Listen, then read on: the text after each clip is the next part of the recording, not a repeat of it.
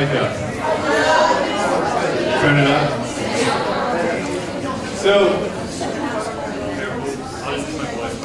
So guys, thank you for coming in. We are very honored and privileged right now to have these guest speakers, and you guys hear me talk enough, I'm just going to pass it over, okay? So let's give everyone their utmost attention and the most respect as possible.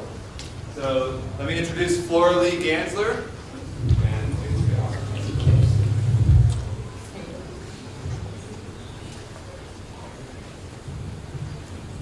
I am not one of the Holocaust survivors. If I had been born, instead of it been born in Los Angeles, if I had been born in Eastern Europe, I would have gone to the camps.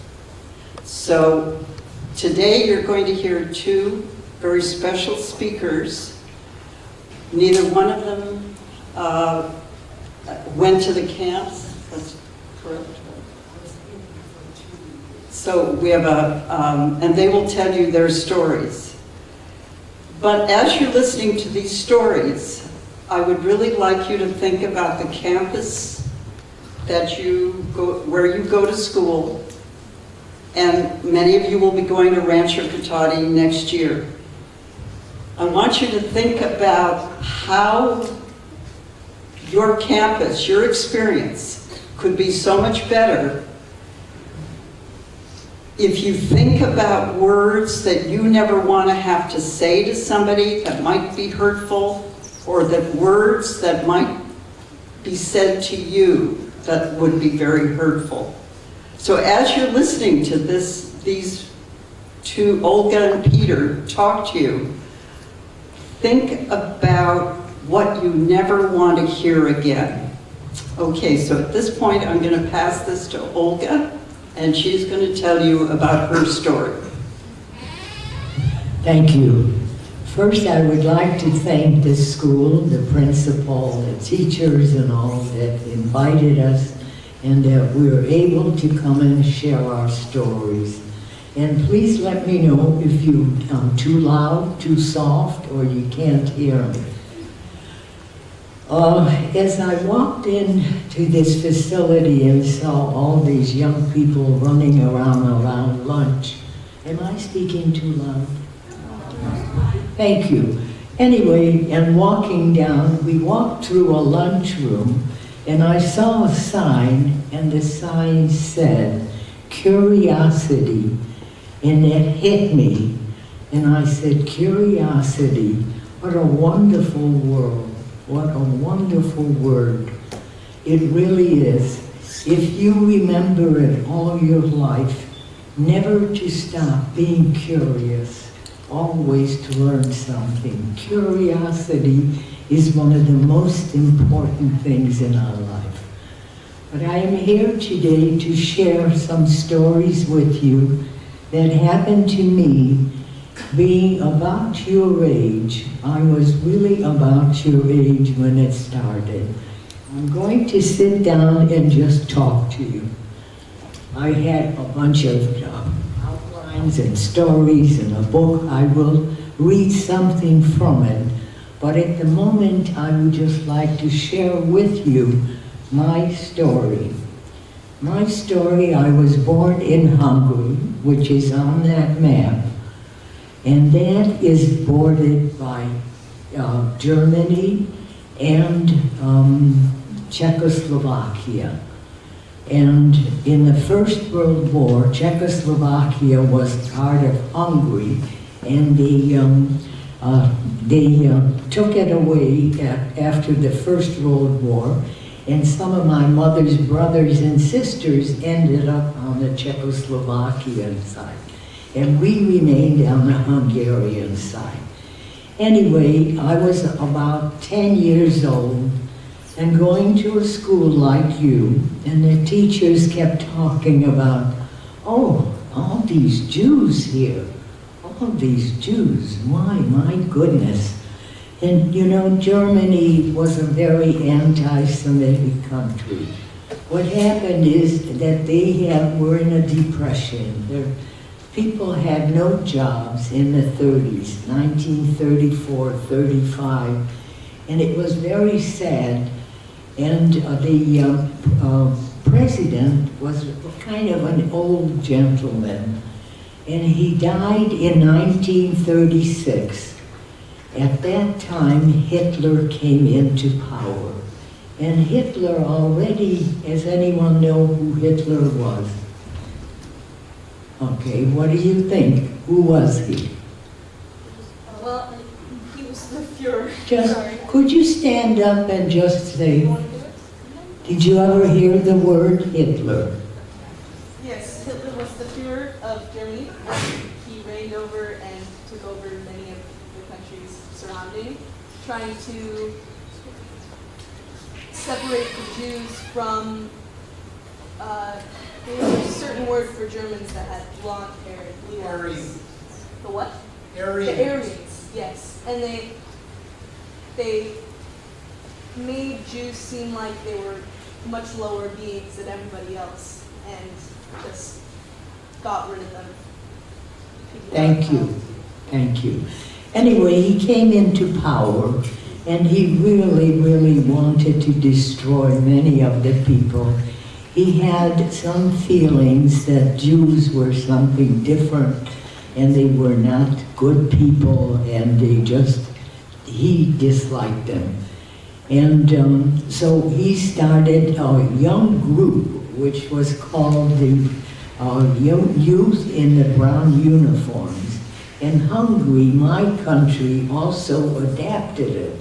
And these people went around really disturbing us and trying to set homes on fires, and Jews were losing their jobs.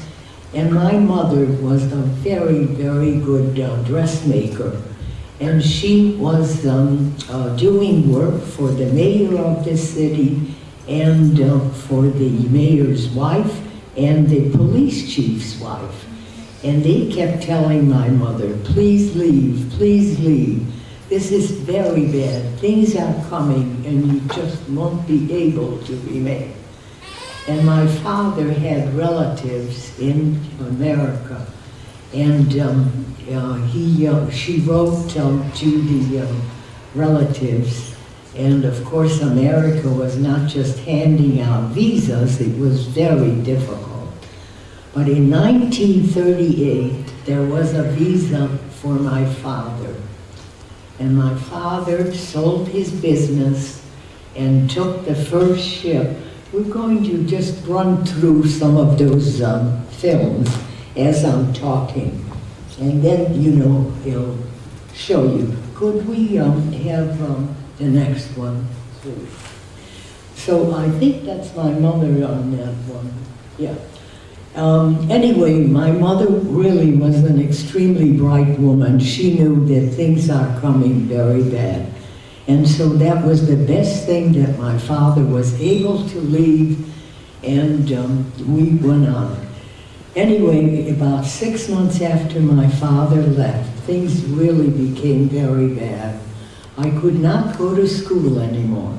They just couldn't tolerate it. They called us all kinds of names. So there were 5 children. The oldest was 15 years old. I was 12. I had a brother 9 and another brother that was 11. I mean, we were very close together, and a youngest sister who was 5. So there were 5 children, my mother and father.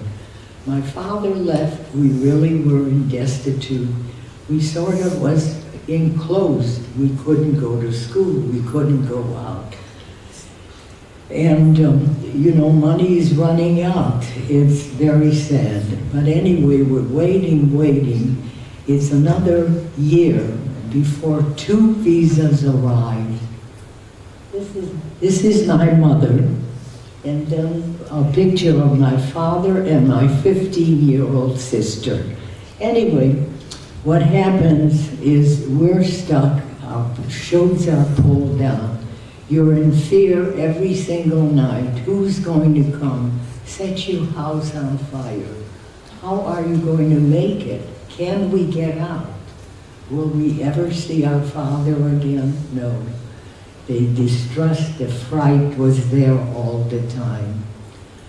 A year later, 1 year of fear already, and us not being able to go out. Late, sometimes my mother would go out shopping because she had to eat. Anyway, my father sends 2 visas. And 2 visas, we were expecting 6 visas, 5 children and 1 parent. So there's 2 visas. We go up to Budapest, to the American consulate, and they say, sorry, this is all that we could send and there's no more. And my mother is standing there, very sad, very sad. She says, I am a mother and I have 5 children. So how do I make this decision that only 2 of us can leave? And what do I do with the 4 other children? She decides that she has a brother that lives in Fulek, Czechoslovakia, and she has, these are old people, older people with families, and she has a sister outside of Budapest, and decides that she spoke to them, could they take it? Well, I went to Czechoslovakia with my 9-year-old brother. And my sister and my younger sister went to Pilish with her sister. My mother took the ship and left. And these are very, to sit here and tell you what a terrible thing that is and how difficult.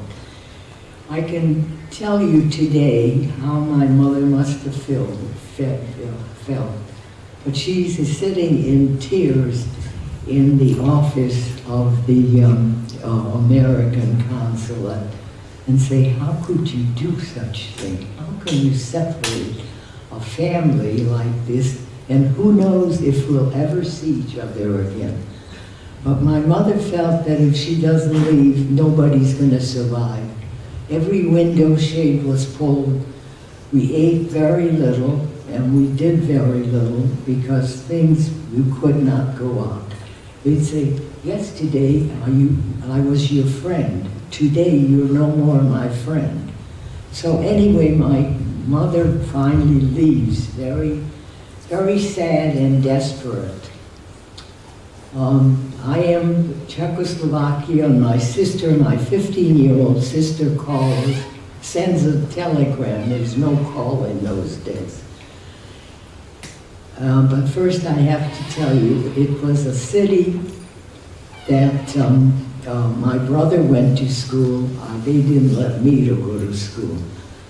And it was not very comfortable. Anyway, when my sister sent a telegram that she needs me in Budapest, I must come. So I said to my aunt and uncle, I have to leave, my sister needs me. She said, oh, but you can't take your brother. I said, yes, I can. I'm 12 years old, and he's 9 years old. I said, yes, I can take him. And she said, how?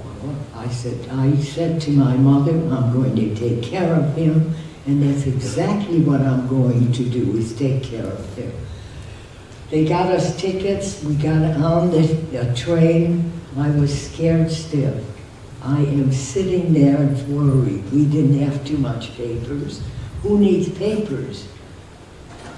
You know, the train people are coming and going. All I wanted to do was just get to Budapest. So you sort of sit back and slink down, and you do all kinds of motions because you're so nervous. But anyway, we got to Budapest. We got off the train. My sister is waiting there, and she says, why did you bring my brother? I said, I had to bring him. I didn't like it there, and I didn't want to leave him there all by himself. If I would have left him there, he never would have made it out, because the Germans were in there already in Prague, and that's Czechoslovakia.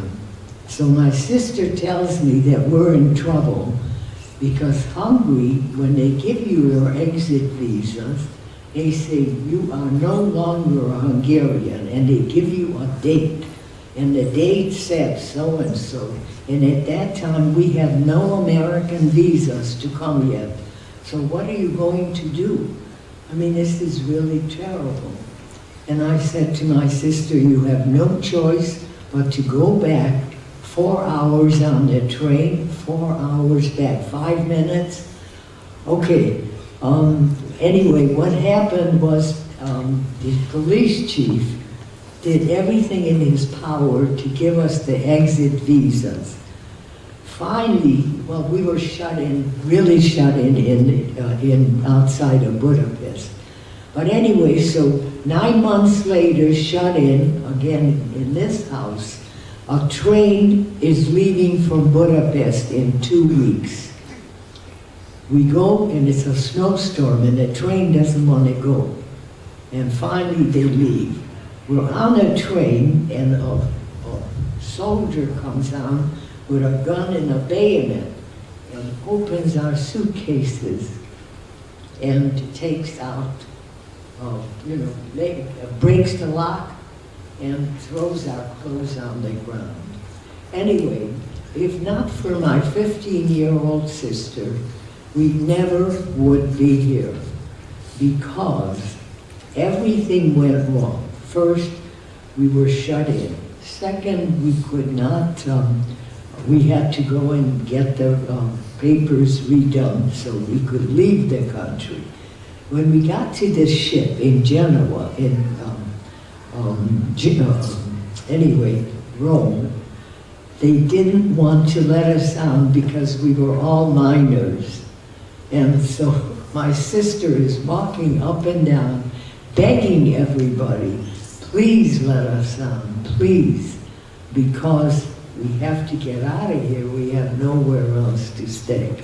Anyway, if not for my sister, we would not have been able to get here.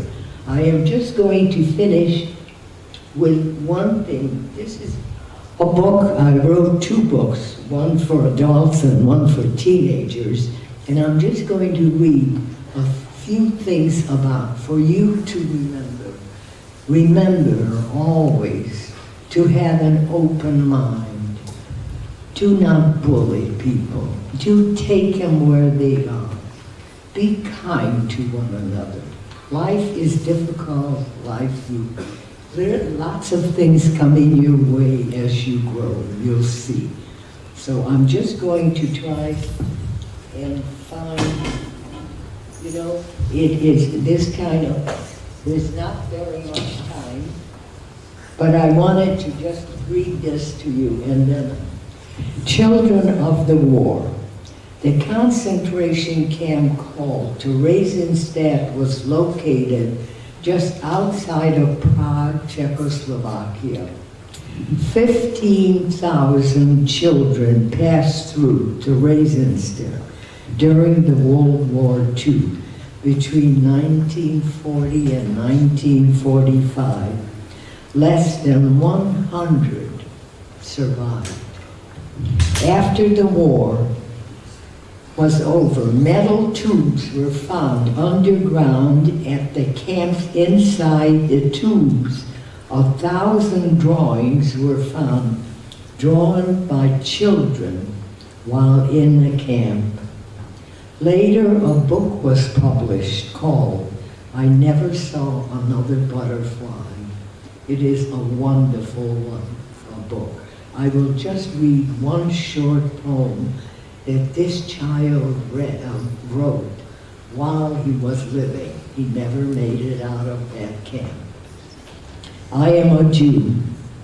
I am a Jew and will be Jew forever. Even if I should die from hunger, never will I submit.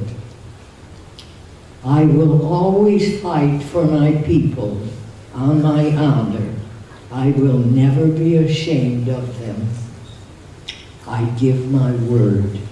I am proud of my people, how dignified they are. I even thought I am suppressed. I will always come back to life. Franta Best, born September 4, 1939, died in Auschwitz, 1944. Thank you for listening to me. Thank you.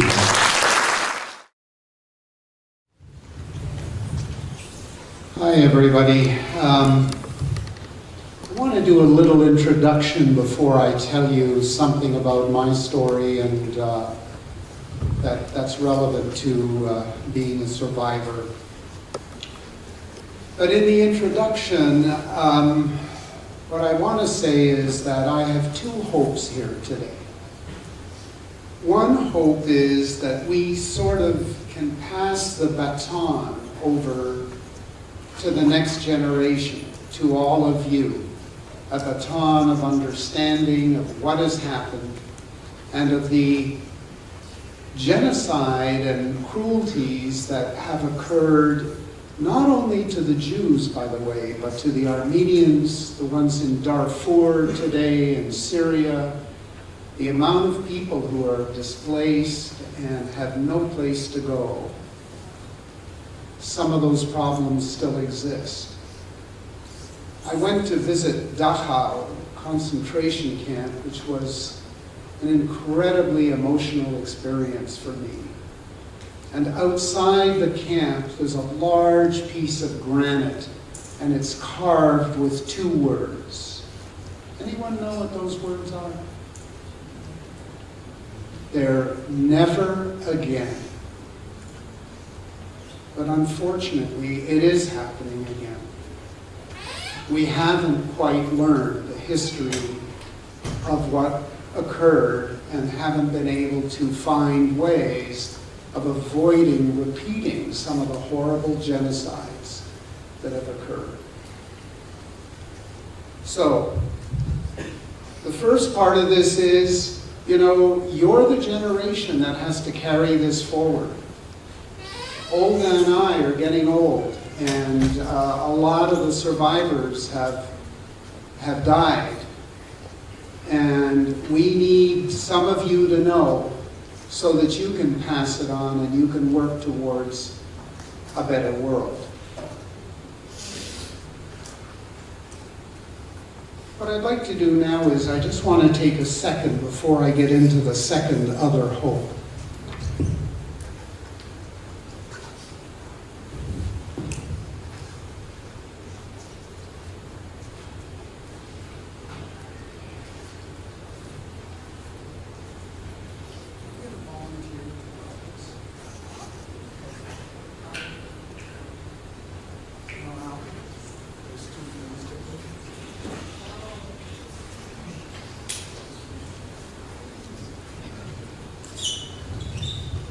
Thank you. So, every year around this time, there's a memorial service called Yom HaShoah, which is a remembrance of the Holocaust and the 6 million Jews that died, plus all the other people that died. There were many, many Russians, there were gypsies and homosexuals and anyone whom the Hitler regime really wanted to get rid of because they weren't that pure Aryan race. So I just wanted to light that candle. Dave Fife gave me permission. So our second hope here today is that each one of you in this room can, through small acts in your school, in your social circles, and maybe even in your homes, can become ambassadors of kindness and understanding. That would be extended to those people who may look different, dress differently, have different beliefs and customs, but in their very essence, they share the vast majority of characteristics that we all have as human beings. So I wonder if any of you have a sense of what it would mean to be an ambassador of kindness and understanding. What would that mean? How would that occur? Yes? To carry on the message that everyone should be nice to everybody. No, like, it's not just the fact that saying no bullying, that doesn't stop anything. You have to tell other people you should pass on this idea that everyone still is part of common humanity, and everyone really, even though some of us may be different, we are all united, and there's no point in fighting or making fun of one another. Yeah, beautifully said. Was everyone able to get the gist of that? Yeah. What else? Imagine yourselves, you're going into grade 9, right? Most of you? Maybe all of you? And you're going to another school. And that might feel a little bit awkward or weird, going into another social environment.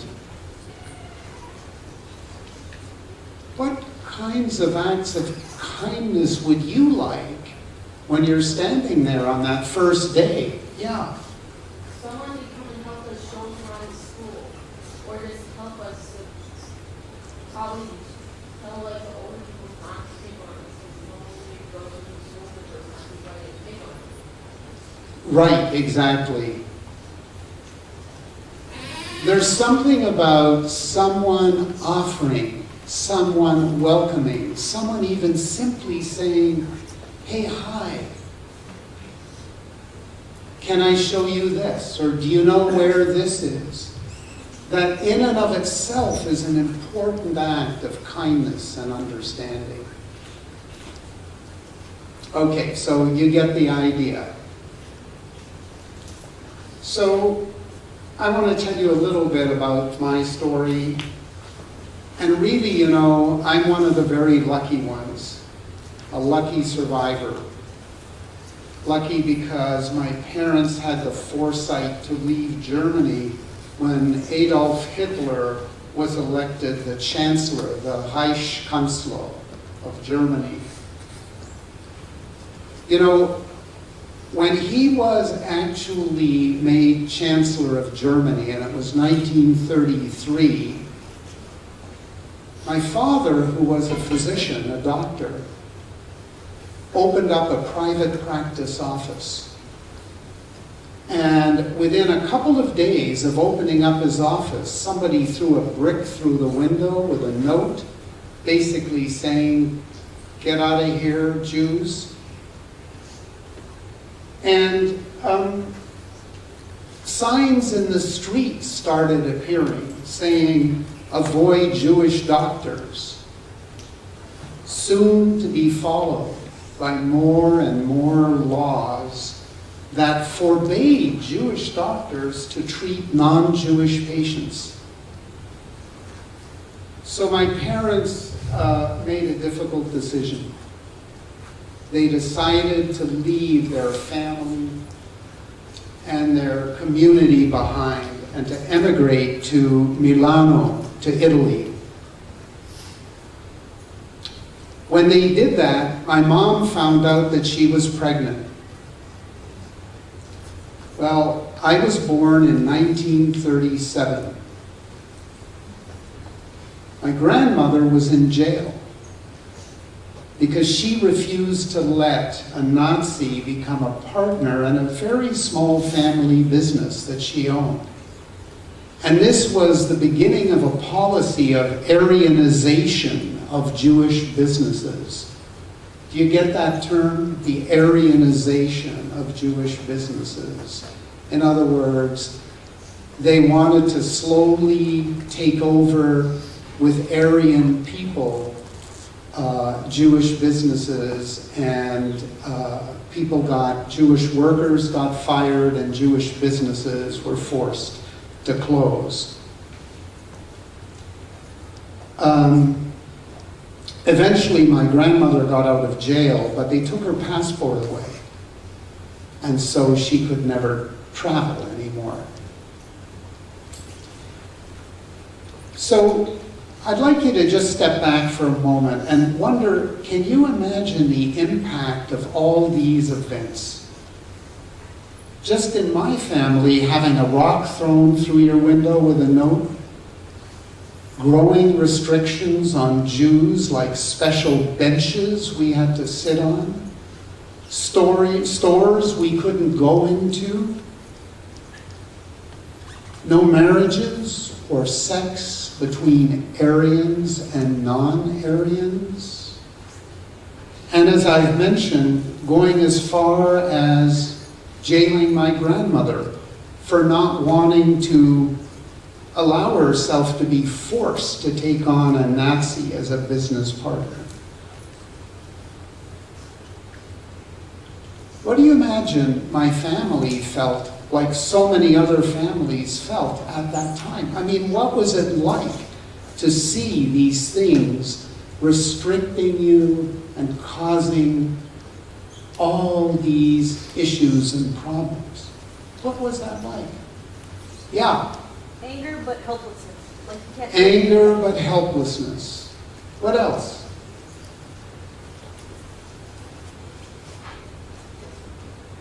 Something we don't talk a lot about. Yeah. Maybe uncontrolled denial about what's going on. A denial about what's going on? Absolutely. Exactly. My grandmother she couldn't believe that it was as bad as everyone told her, even having been in jail. What else? They were scared out of their minds. Fear permeated deeply into the roots of people living under these terrible conditions.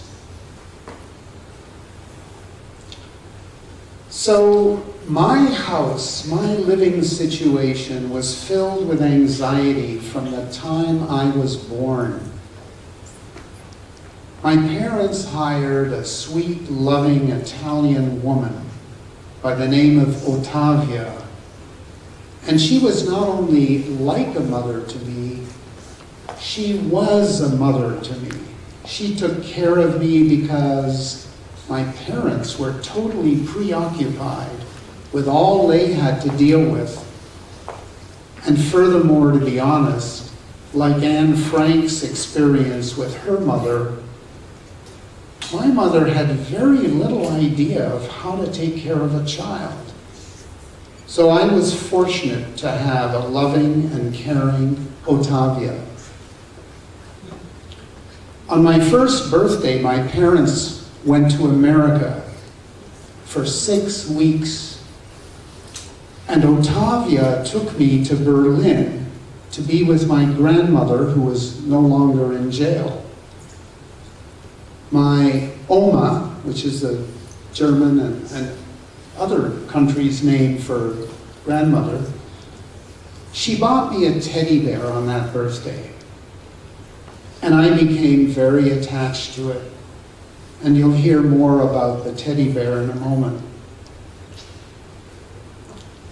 About the time that I was 2 years old, the dictator of Italy, whose name was, anybody know? Yeah? Benito Mussolini. Benito Mussolini, right on. He had sort of joined up with Hitler much earlier, and he issued a declaration that said all foreign-born Jews had to leave Italy within 6 months. My mother was 5 months pregnant at the time, and on hearing this, she lost the baby. Shortly after that, we were visited by the police, and Ottavia was told that she could no longer work for Jews, and she was torn away from me. These were hard times. My parents were frantically trying to find a country that would accept us. Visas were very hard to come by. They also tried to get our relatives out of Germany And even as a young toddler, I could feel their fear and stress. And I had to endure it without the safety of Ottavia's arms.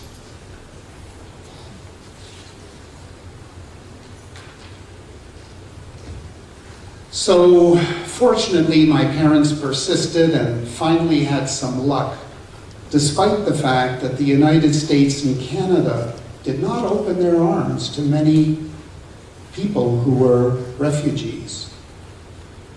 It was really shameful for the United States and for Canada. Very shameful at that time. We eventually got a visa to Canada and arrived in French-speaking Montreal 3 weeks before the time we would have been deported to a concentration camp. So as soon as we were able, we left Milano, Italy, and traveled by train to Paris, France. Now my parents took a chance on that train, like many refugees did. And that chance could have cost us our lives. Here is the story in my mother's own words. There's a short video here, and I hope you'll all be able to hear it.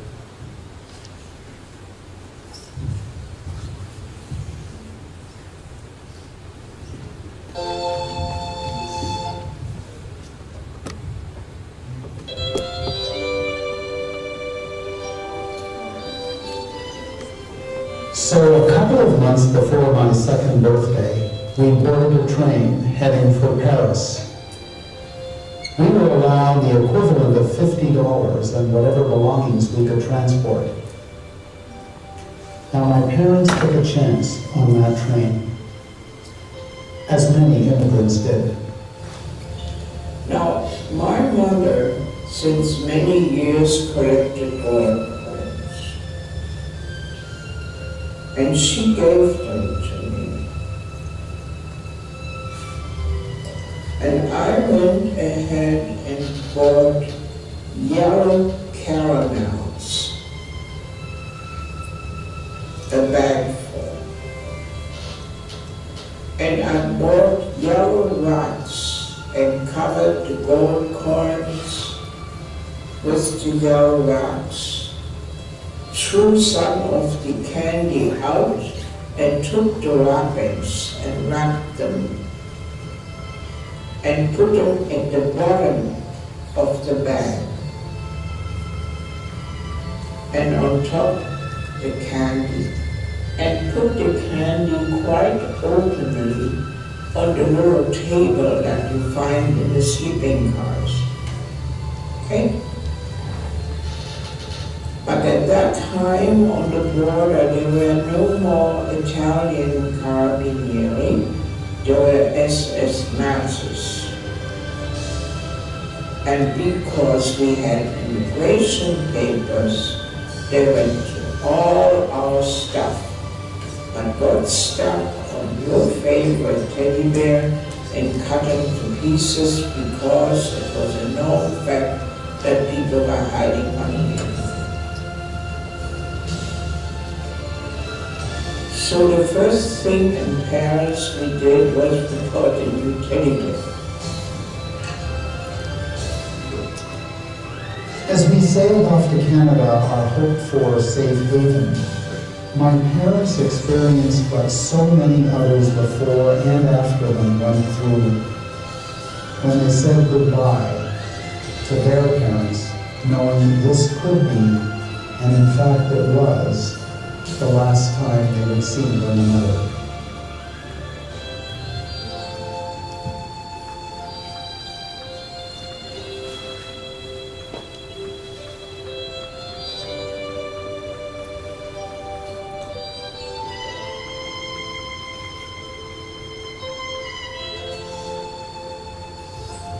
It's true, border crossings do still make me nervous. So, let's see. I'd like you to understand that And I'm going to talk a little bit about the denial that existed in my family. 1 minute? Is that what you're telling me? Oh my goodness. Okay.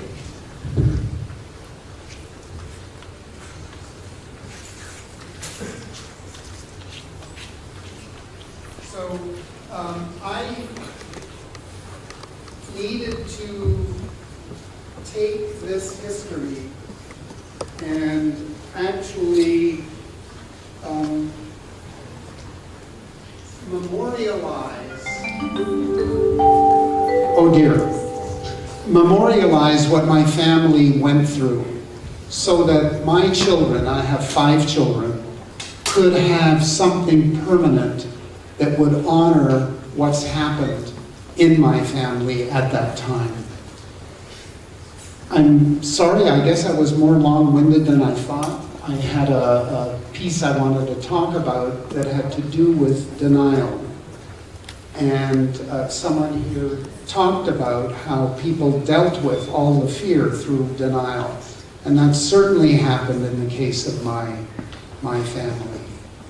But please remember, you are the bearers of this for the future. We pass the baton on to you, and we hope that you can be ambassadors of kindness and understanding towards others. Thank you.